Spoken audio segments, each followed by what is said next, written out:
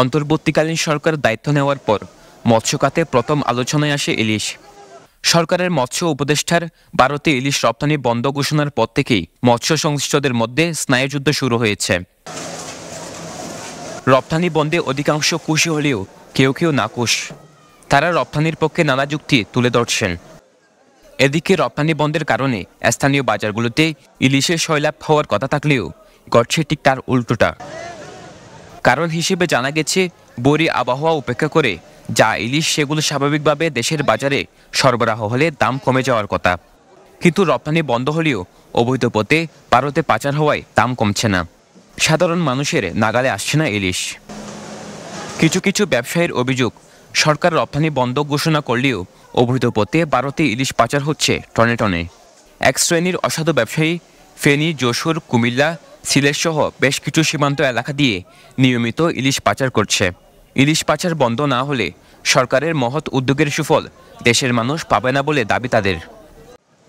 কিছু অসাধু লোকজনের ব্যবসায়ীরা কুমিল্লা, সিলেট থেকে মাছ ঢুকাচ্ছে। এতে সরকার থেকে বন্ধ করতে হবে ভারতের মাছগুলি। যাক মাছ যাক, যদি আমরা কাগজের মাধ্যমে যাই তাহলে সমস্যা নেই। সুরাপথে মাছ ঢুকালে আমাদের ক্ষতি হয়।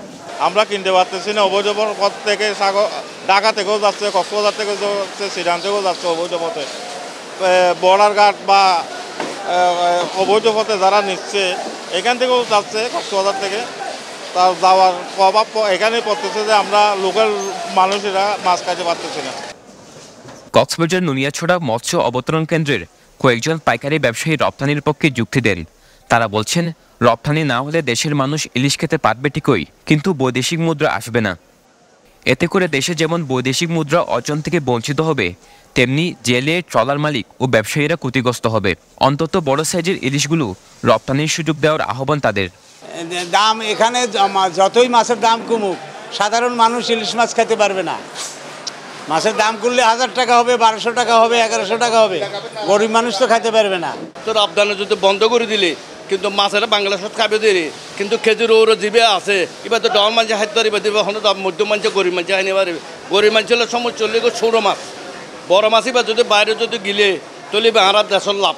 ভারতের ইলিশ রপ্তানি বন্ধের প্রকৃত সুফল পেতে অবৈধ পথে পাচার বন্ধের দাবি সাধারণ মানুষের। সরওয়ার সাকিব, পেনওয়া নিউজ।